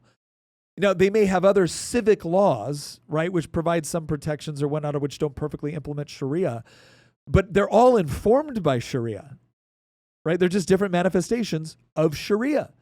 And so the point he's making is and when you look at, Britain, and you look at the English Commonwealth countries, and you look at what they've attempted to implement, especially when you go beyond India, which already had its own traditions within Islam and Hindu and everything else. When you look at Australia, when you look at Canada, and when you look at the United States, when you look at New Zealand, what do you find? You find societies that were built on English common law. Why? Because it wasn't just a question of England being there and planting a flag. You actually had a large settler component.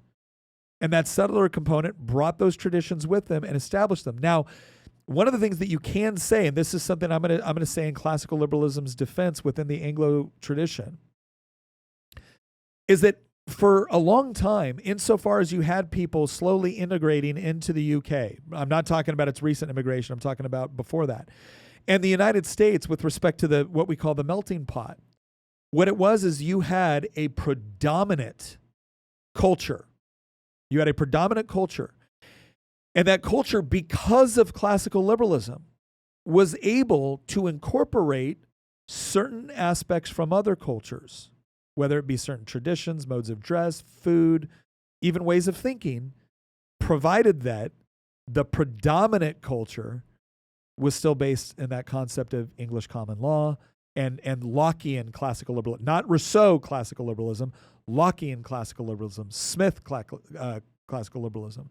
The fact that we have to give so many caveats on conservatism and which type of conservatism we mean tells me, yeah, it's dead. See, I don't think that's right. It's because we have to sit here and parse it out to try to help people understand what we means it's been diluted beyond repair. I feel like I'm going to eventually turn Tina into a post-liberal. Okay, can I? Okay, now let me offer this, and we're not going to get into this whole debate right now. This will be another episode where Christian and where I go, classical liberal and Christian goes more. I don't know what you would call it, traditionalist. That's the problem. That's a problem. Is that I see a lot of people, and I'll freely admit this. Yes. For James Lindsay, the next time that he clips the podcast, look, I have a lot of issues with James in terms of worldview, which is funny because years ago I enjoyed a lot of James's. Well, would it be fair to say that you still really appreciate the work he's done? I like what he did discourses. analyzing with his analysis of Marxism. Yeah. I think that he did a good job of explaining that. But the problem that I see is that it's not that I don't think that James Lindsay is anti-Marxist. I think he is. Yeah. It's that I think that he wants to fight Marxism with tools that are just, I think, incapable of fighting Marxism. Marxism came along because it looked at liberalism and it said, if all men are created equal, why is there inequality? Yeah. And the liberals had no answer to that question. And so then the Marxists said, this is the part. Hang on, let me finish. Okay. And then the Marxists said, and so therefore we need to make men equal, right? We need to redistribute property, seize the means of production. We need to have the dictatorship of the proletariat. And the liberal response, let's put it like this: you cannot fight against Marxism and remain liberal, because it requires you to exclude certain worldviews, exclude certain behaviors, exclude certain individuals from the body politique. And this is where, that's not liberal. This will be the source of a future podcast when we discuss this, because I completely disagree. I agree that Marx looked at liberalism and said, if we're all equal, if all men are created equal, why are there disparities? If there's disparities, it's because our systems or institutions have let us down. Rousseau made a similar argument, right? The man in his natural state. The problem is when you say classical liberalism has no response to it. That's the part I don't necessarily agree with you on. Because it was a classically liberal country that essentially defeated the Soviet Union. Now, it was the Soviet Union that defeated itself. You can... Okay, that's cute. Let's see if they could have done it without the United States as a bulwark against what they were doing. Now, would the Soviet Union eventually collapse regardless of how many countries it invaded? I believe it would, because I believe the fundamental premise is fundamentally flawed. But I think, too, this is part of my problem with the people critiquing classical liberalism. First of all, I do not agree with this idea that because there's different manifestations of a concept or a philosophy, therefore it's dead or it has no use. No. The other thing that I would say is that when it comes to this idea of the critiques of classical liberalism, there is nothing easier than critiquing something. The question is what do you offer as the alternative? And that'll be the larger argument that we get into a different time. But can I clarify what I said? Yes. Because I'm not saying that type of classical liberalism itself or that type of conservatism itself is gone or meaningless or devoid of whatever. I'm saying the term classical liberalism. It's the word itself. It needs too many caveats to encapsulate its definition anymore, because so many, it's like saying gay. I'm so gay today. Well, does that mean that I'm happy today? Well, to me, it means I'm happy today. Okay, but to everyone else who's listening, it means I like women. Okay. What I'm saying is the terminology has been diluted so far You're saying that we need some other term You're now. saying that conservative. I get what you're saying. Okay, It's so I'm wait, not well, there's- saying the concepts themselves You're saying are the dead. social utility of the word. The word. Yes, the cultural utility of the word conservatism has essentially lost its meaning because of it being watered down. That's fine, but that's also an important distinction. Right, which is why I caveated and gave the So, distinction. but the question is this. All right. Then we need to do a whole series on this, because it's what we're saying right now is that if we're saying that is conservatism dead, I think what we're coming to the conclusion is I think, to Tina's point, it may not be dead as a concept properly understood, but it may be dead as a term that can be used to accurately describe what is going on the right now. Is that fair? Yes, I can Okay. no longer use it as an adjective to describe myself. Okay. Christian, I think you're going a step farther, and you're saying that not only is it dead in a useful adjective, you're actually saying it's dead as a concept because it lacks the ability to actually defeat the threat that we have, which is wokeism or critical theory or things of that nature. Is that accurate? And not just wokeism or critical theory, but also the threat posed from mass migration. Yeah. You were bringing that up earlier. Like, if it's true that other cultures and other worldviews exist and that liberalism and classical liberalism or conservatism, any of those terms, cannot just be universally applied everywhere if we just nation build hard enough. And then we also invite those people from the rest of the world into Western liberal countries. They don't, let's put it like this. Afghan that believes in Sharia law and is an Islamic fundamentalist does not become an Englishman when he sets foot in England. Yeah. No, it's true. He remains an Afghan that believes in Sharia law and Islamic fundamentalism. We're about to find out that a socialist jihadi doesn't become a classical liberal because they get elected mayor of Minneapolis.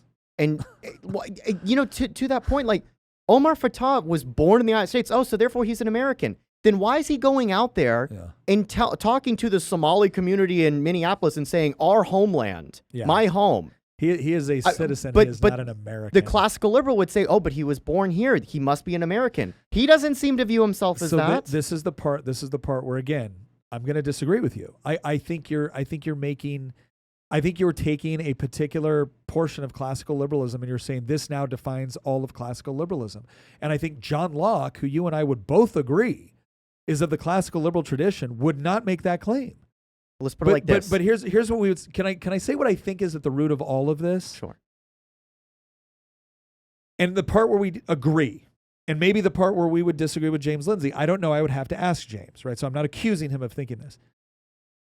Classical liberalism can inform your worldview. It cannot be the foundation of it. Because let me tell you what I am first and foremost.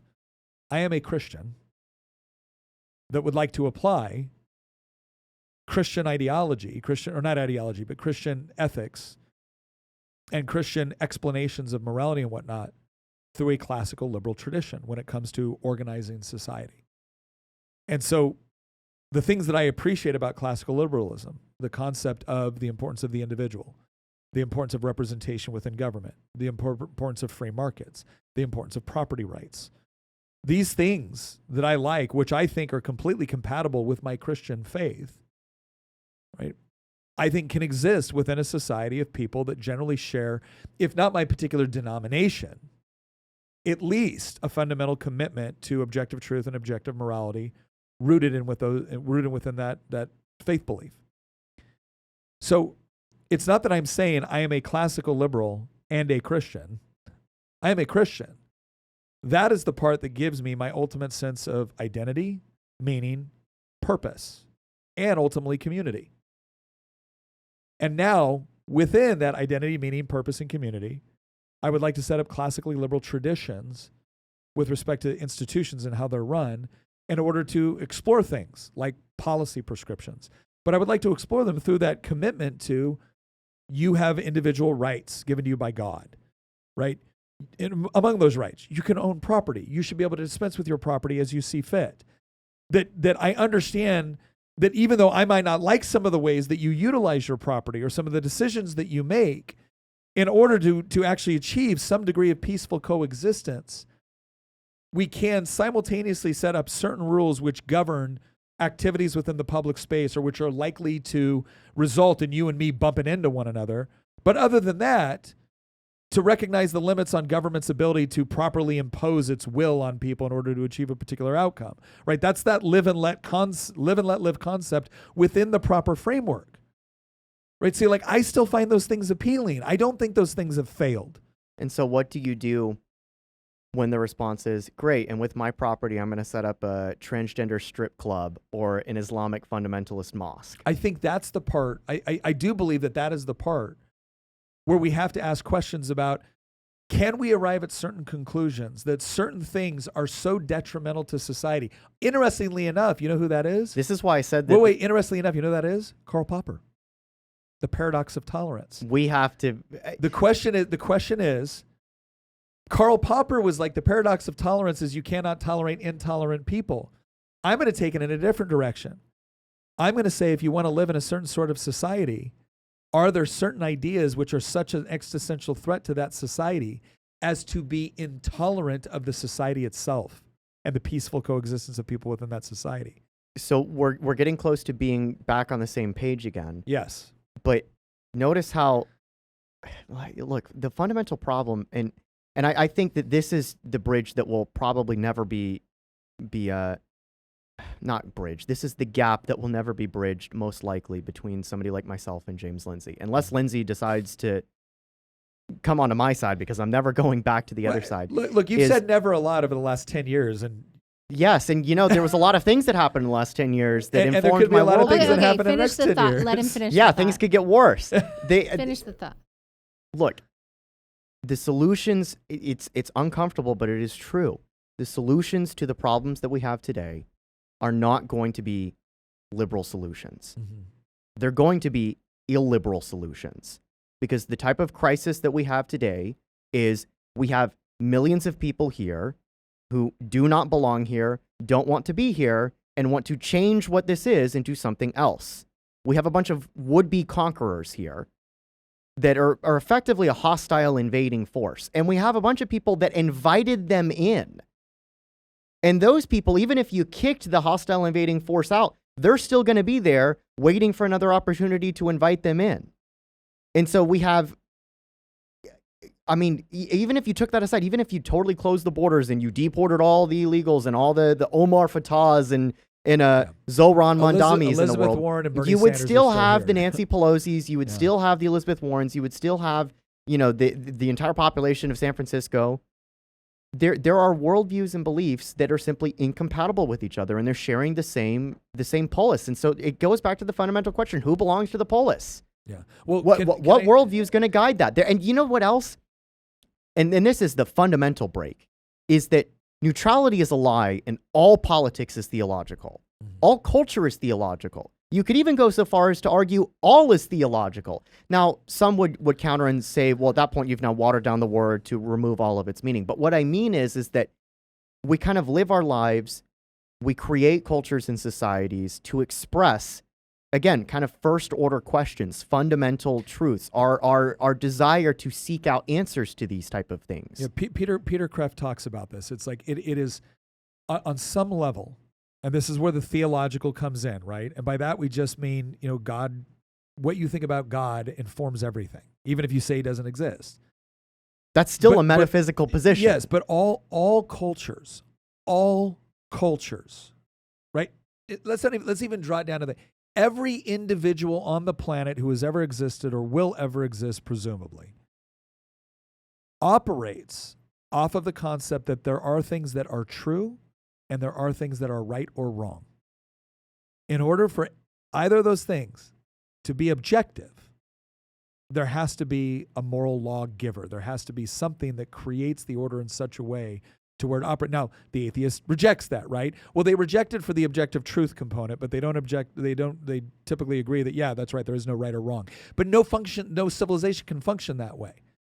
No civilization functions off the idea that, well, really there's nothing that's morally right or wrong. It's just preference. Nobody operates that way. The moment somebody says that, punch them in the face and take their wallet and watch what happens. All of a sudden, they think that you violated their a moral law, not just made it inconvenient for them. So I agree with that, right? I agree with that premise. the part that, again, the part that I think right now it is all very, very fresh in our minds to critique any sort of negative manifestation of classical liberalism, because that's the world in which we're dealing with. I promise you, if you were living in some sort of totalitarian tribal society that had never heard of classical liberalism, didn't care about it, wasn't imposing it, but then was cutting off parts of your daughter's private parts because it's not okay for them to have it within their tradition, you would have a whole new problem with something. You would have a whole new problem with the way society had organized itself in order to maintain social harmony and cohesion. And that's the part that I want recognized, is that the critique is easy.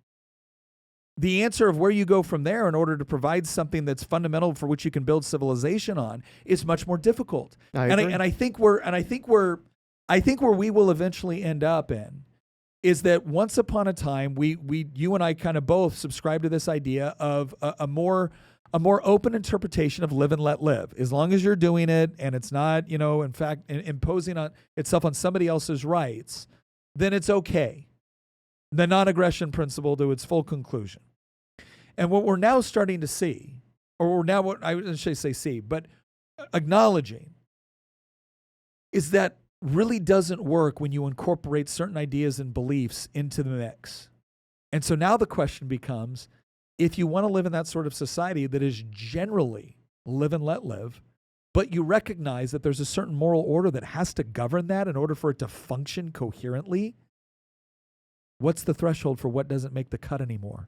Right. And the liberal response, because we have to have boundaries. You have to have boundaries within that. Otherwise, it just becomes anarchy. Well, the liberal it doesn't, though. This is the part where we're going to wait. I don't want to get too far ahead of this because this is an important distinction. The liberal thing was not anarchy.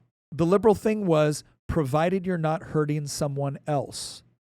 And what we're now coming back to is we're saying you might be able to engage in something for which there is no immediate discernible impact on another person's person or property. Does that mean it's still good for civilization and social cohesion? And the answer is no. The question is how do we distinguish? And that's the part where it's getting more complicated. I agree with you that I don't know yet what's going to replace conservatism. And so I think that post-liberalism delivers a pretty devastating critique of conservatism and classical liberalism. But I agree with you, by its very nature, its name itself, right, post-liberalism, implies that it's a critique. It's a critique, it's not a solution. Yeah. But I'll tell you this, I don't know what the solution is. I can't give you a label or a term. I get people all the time that's asking me, well, what would Christian do? And what they mean is, construct a constitution for me, construct a government, construct an ideology. That's what they want. Yeah. And I'm actually telling them, no, it's I'm not saying big C, but it's constitutions, rules of law, procedure, governments, and ideologies that are trying to be a substitute for something that is much deeper, that's necessary for you to have the type of civilization that I want to live in, or even the type of one that you might want to live in. Because like I said, all politics is theological. So when I get people that get upset at me from the classical liberal tradition, and they're like, well, Christian, has a bunch of critiques, but he doesn't have a lot of solutions. And what they mean is he hasn't provided me a bunch of constitutional amendments or laws to pass. Hang on. I'm getting somewhere with this. What I have to come back to them with is, you're upset at me for not providing a bunch of legal documents. What I'm trying to tell you is, you're not fixing this problem with legal documents. It's a much more fundamental problem. So I cannot tell you what the name of the term will be that will succeed conservatism. I cannot tell you what the political program will be. I cannot tell you what the ideology, as much as I hate that term, because I think ideologies are actually secular religions. I cannot tell you what it will be, but I can tell you this. It will not be liberal. It will be illiberal. It will be post-liberal. Not capital P, but certainly lowercase p, post-liberal. And I can't answer the rest of that, but I can tell you that the solutions to the crisis that is confronting us today are not liberal solutions, because liberalism is what gave birth to the crisis. Okay. I think can I say something real quick? Go ahead. I think where you're at with this, Christian, is, okay, when a new concept for organizing society emerges. It doesn't have a name yet, right? So there was a point where classical liberalism did not exist insofar as it had been given a label and a definition. But at some point, it was the idea in someone's head that, or society's head, or whoever's head, that we are going to try something new, and we don't know what it's called yet, but here are some elements we like. And I think that is where you're at right now, is you can't put a name on it yet. You can't put a perfect definition on it yet. And I would say that there are probably some elements within classical liberalism that you would keep. And then there are other elements you would throw out. And there are certain things you would bring in as a defense mechanism against the threat to this thing. And so I think the reason why this is so difficult right now is because it's a new concept that hasn't been fleshed out all the way yet. I see. I don't disagree with that, but here's my problem. Again, when we get into the whole, like, I can promise you it won't be this. Okay. And I can promise that for most of human history, we lived under a lot of systems that were not classically liberal. Right? They were pre-liberal. And most of them included a lot more authority centralized in the hands of one or a group of people, which seems to be what I'm being offered as a solution to fight woke. And the reason why there's going to continually be this question, like, it's going to be, how do you defeat woke with the mechanism that you're suggesting, which, oh, by the way, has been tried before and is currently defeating woke in certain parts of the world, but creating conditions which are unlivable. Because if the solution is going to be, I've defeated woke. Well, thank you, Kim Jong-un, right? But I don't want to live in North Korea. So it is not good enough to say, look how horrible this is. I have a solution to defeat it, comrade, right? Or look at the solution I have to defeat it. Really, mein Führer, right? Like, no, right? So that's the only thing I'm going to say. But you know my position on that, because I've brought that up myself before. I know you have. I'm not accusing you of this, but by accusation to the criticisms of classical liberalism will always be to respectfully listen, and when I agree, say, yes, that's a good point. But the problem that I will have, and I don't even mind someone saying there will be illiberal solutions to fixing these problems. The problem I have is when you say, no, the solution is the eradication of the classical liberal model and the replacement with this other model. That's the part where it's like, no, you don't get to do that. You do have to tell me where I'm going before you tell me to abandon what I have. Because otherwise, what I'm going to do, which I think is also very reasonable on my part, is to say, I've never suggested that we have a perfect solution here. I've suggested that I think it might be the best one that we can arrange under certain circumstances. And you may be absolutely correct that in order to preserve the components I like of classical liberalism, that you may have to resort to certain things that don't fall neatly within the classical liberal tradition. But the whole idea of, like, nope, upend it, next one in. I'm sorry, I've seen that game played out too many times in human history. And this is one of the reasons why, wait a second, this is one of the reasons why I respect Burke so much. Because the French Revolution was a solution to what they currently had. And there was a ton of problems with the ancien regime. Ton of problems with it. But the solution they came up with ended up being far more horrific than what they had. And they returned immediately to empire, and then back to some manifestation of a republic, and then back to empire, and then back to republic. And Burke was sitting there recording all of this going, yep, totally predictable. Right? Adams was sitting there looking at this going, yep, totally predictable. This is also the reason why I don't want to give up on the term conservatism either. I want it to be properly understood. But the one thing I think we all agree on before we head into postgame here, by the way, if you want to be a part of the pregame and postgame conversation, check the link in the description,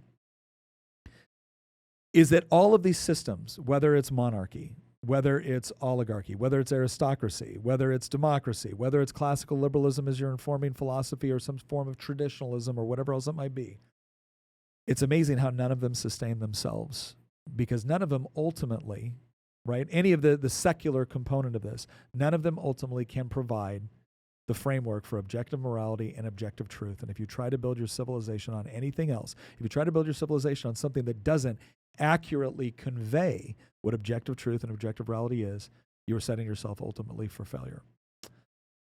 Once again, thank you very much for joining us. We went real long on this, but we knew. As soon as we saw the title, I was like, oh, this is going to be a longer conversation.